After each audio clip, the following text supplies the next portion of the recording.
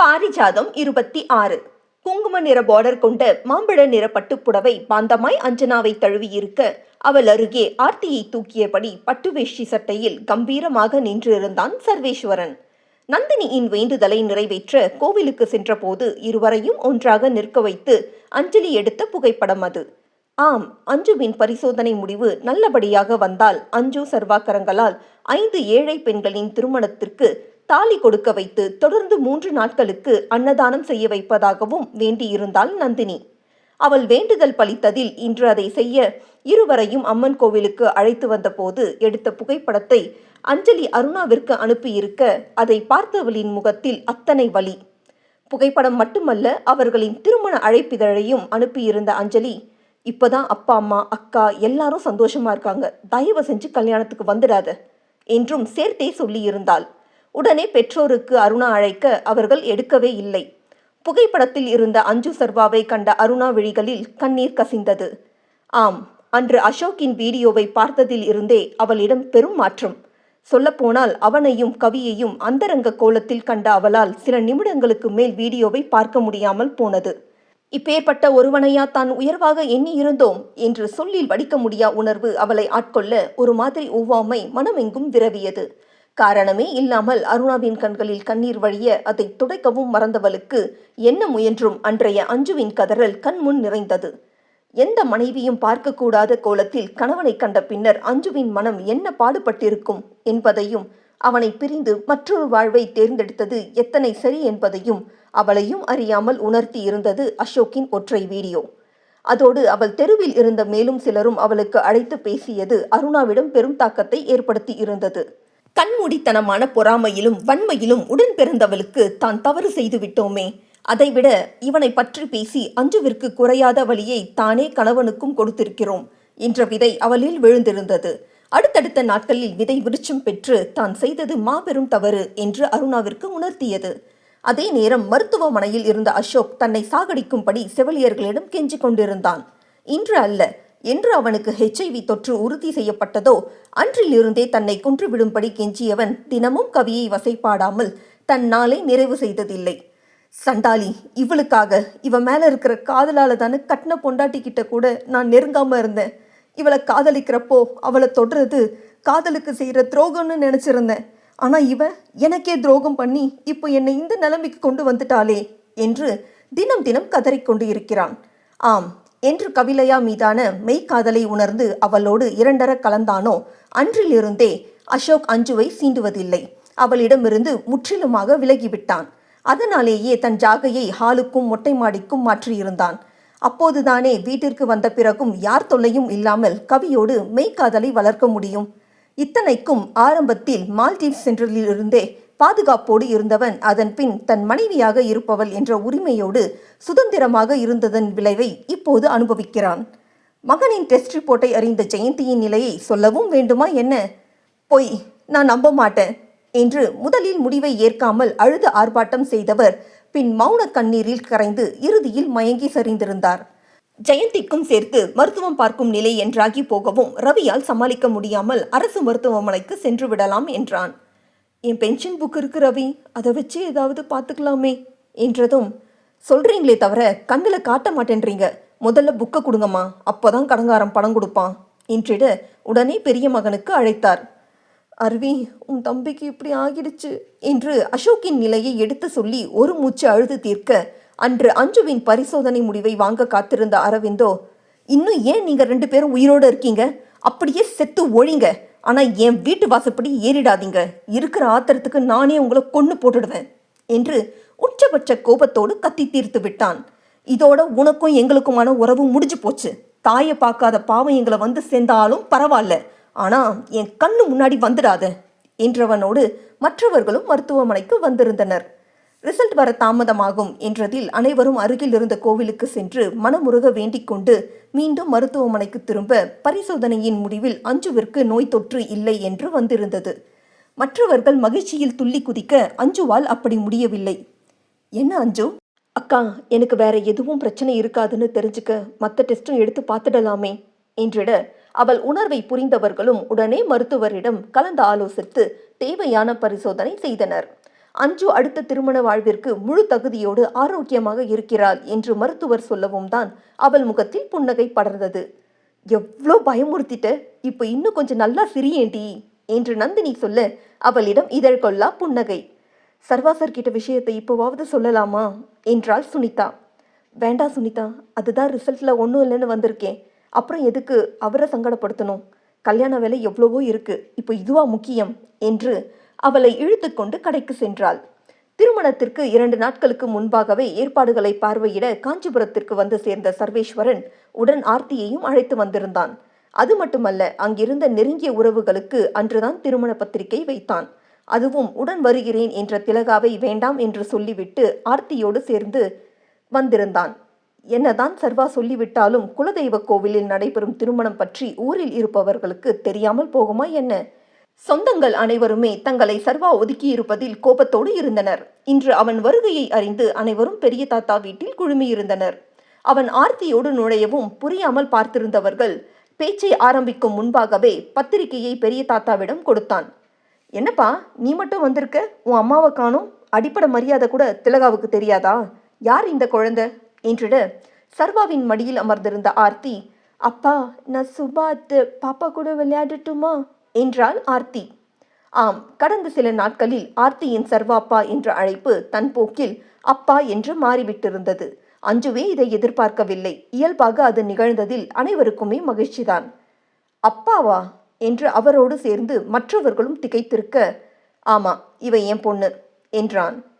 என்னப்பா இது, பத்திரிகையை கையில் கொடுத்துட்டு இது உன் பொண்ணுன்னு சொல்ற, புரியுற மாதிரி சொல்லு என்றிட, இப்போ என் சிண்ட்ரெல்லா பகலவன் மாமாவோட போய் பாப்பா கூட விளையாடுவீங்களாம், அப்பா சீக்கிரம் வருவேனாம் என்று ஆர்த்தியை பகலவனோடு அனுப்பி வைத்தான். என்ன சர்வா இதெல்லாம் என்று அவன் மாமா முன்னே வர, இந்நேரம் புரிஞ்சிருக்கும்னு நினைக்கிறேன். அஞ்சனாவை, அதாவது இந்த குழந்தையோட அம்மாவை தான் நான் கல்யாணம் பண்ணிக்க போகிறேன்.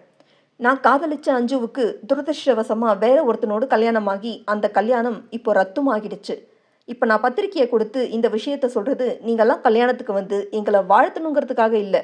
அடுத்த வாரம் கிரகப்பிரவேசம் முடிஞ்சதுக்கப்புறம் நாங்கள் இங்கே தான் இருக்க போகிறோம்.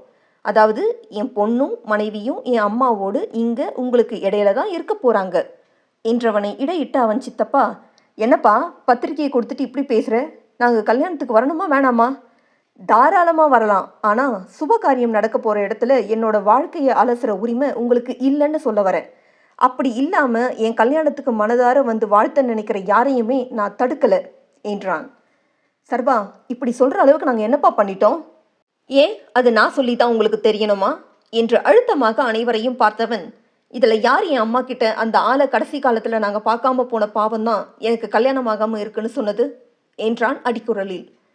அது அது வந்து சர்வா என்று அவன் சித்தப்பா தொடங்கவும், யாரா இருந்தாலும் நல்லா கேட்டுக்கோங்க, என் அம்மாவுக்கு நடந்தது இனி அவங்களுக்கோ என் மனைவி குழந்தைகளுக்கும் நடக்கக்கூடாதுன்னு தான் பேசிட்டு இருக்கேன்.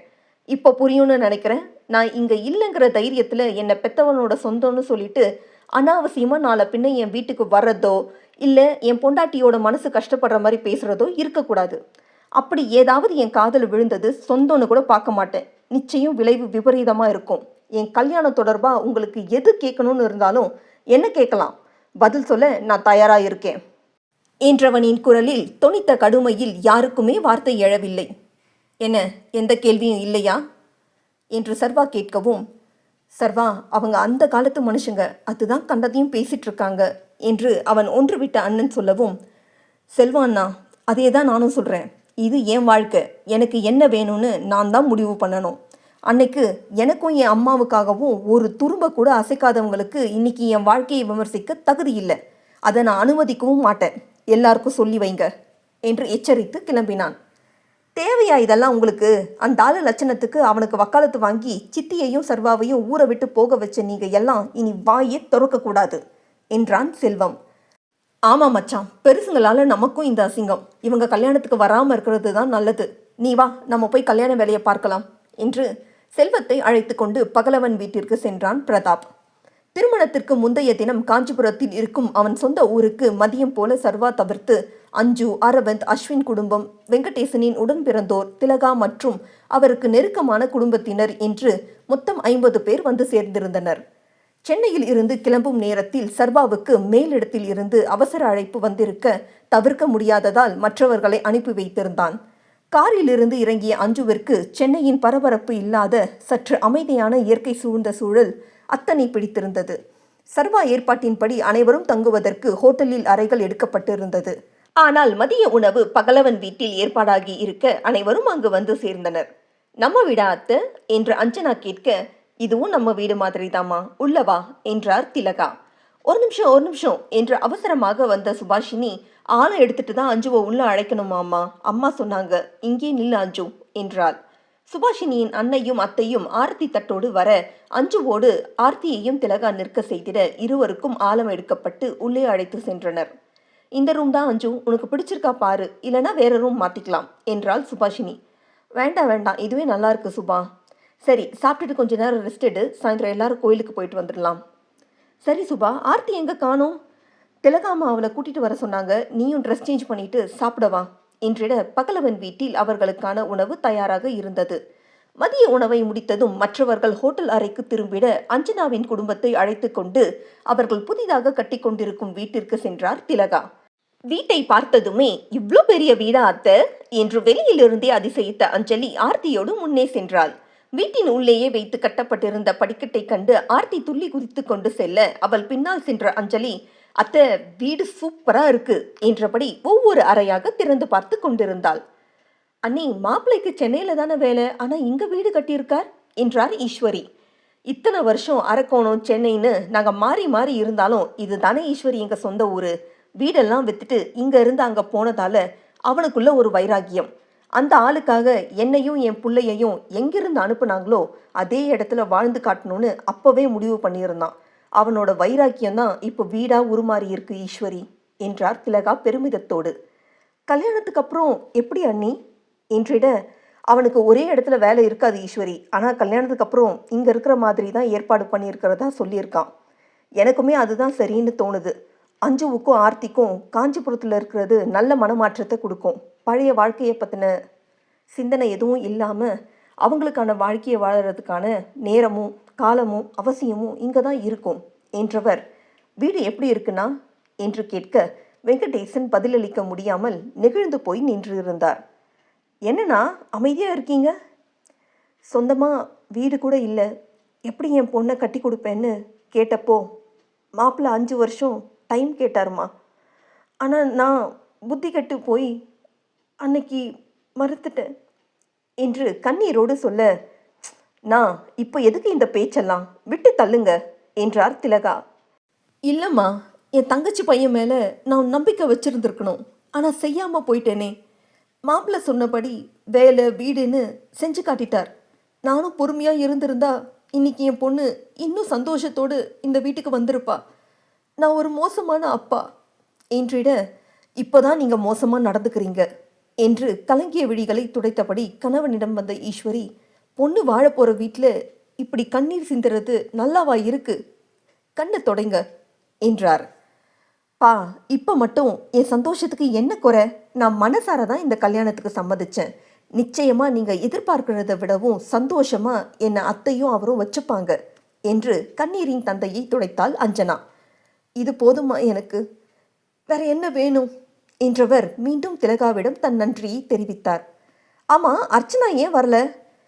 அவள் இப்போ மாசமாக இருக்கிறதால அதிகமாக அலைச்சல் கூடாதுன்னு சொல்லியிருக்காங்க அண்ணி.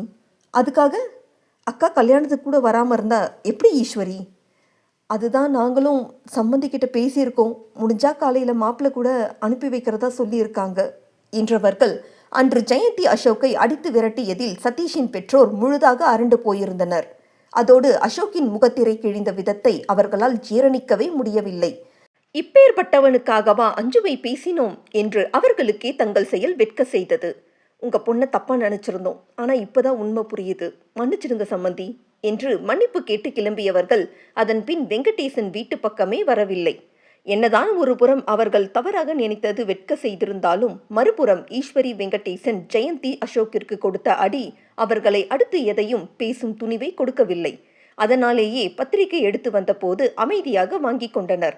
ஆனால் சதீஷ் தான் அஞ்சனா சரியாக இருந்தாலும் அர்ச்சனாவை அனுப்ப முடியாது என்று திடமாக நின்றுவிட்டான். மாலை போல அனைவரும் காஞ்சி காமாட்சியை தரிசித்து திரும்பிட வழிநெடுகிலும் அஞ்சுவிற்கு சர்வாவின் ஞாபகமே. கோவிலுக்கு செல்லும் போதே சர்வாவிற்கு மெசேஜ் போட்டுவிட்டு காத்திருக்க அவள் வீடு திரும்பிய போதும் அவன் அதை பார்க்கவில்லை. அத்தை, மணி 9 ஆச்சு, அவர் இன்னும் வரலையே என்றாள் திலகாவிடம். ஏதாவது முக்கியமான வேலையா இருக்குமா? வந்துருவான். கல்யாணத்துக்கு லீவ் போட்டிருக்கேன்னு சொன்னாரே அத்தை. ஆமாம்மா, ஆனால் அவன் வேலை அப்படி நினச்ச போது கிளம்பி வந்துட முடியாது. அவசரமாக வர சொல்லியிருக்கிறதால லீவெல்லாம் பார்க்க முடியாது. கண்டிப்பாக போய் தான் ஆகணும். புரியுது அத்தை, சாயந்தரமே வரேன்னு சொன்னார். ஆனால் இவ்வளோ நேரமாகியும் காணலையே என்ற அஞ்சுவின் பரிதவிப்பை கண்டவர், பொதுவாகவே அவன் வந்து சேர நடுராத்திரி ஆகிடும் அஞ்சு.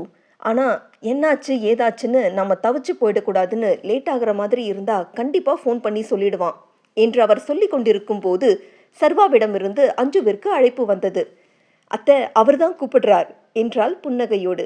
பேசுமா, நான் உனக்கு சாப்பாடு கொண்டு வரேன் என்றவர் கிளம்பவும், ஹலோ, எங்கே இருக்கீங்க? ஏன் இவ்வளோ லேட்? ஆர்த்தி உங்களை தேடிட்டு இருந்தா என்றாள். ஆர்த்தி மட்டும்தானா? நீ தேடலையா அஞ்சு என்று சர்வா கேட்கவும், நானும் தான். சொல்லுங்க, எப்போ வருவீங்க? கிளம்பிட்டேன், இன்னும் 1 மணி நேரத்தில் வந்துடுவேன். சரி, மெதுவாக வாங்க, வேகமாக வேண்டாம் என்றதற்கு புன்னகையோடு தலையசைத்து கொண்டான். சாப்பிட்டீங்களா? உங்களை விட்டுட்டு எப்படி?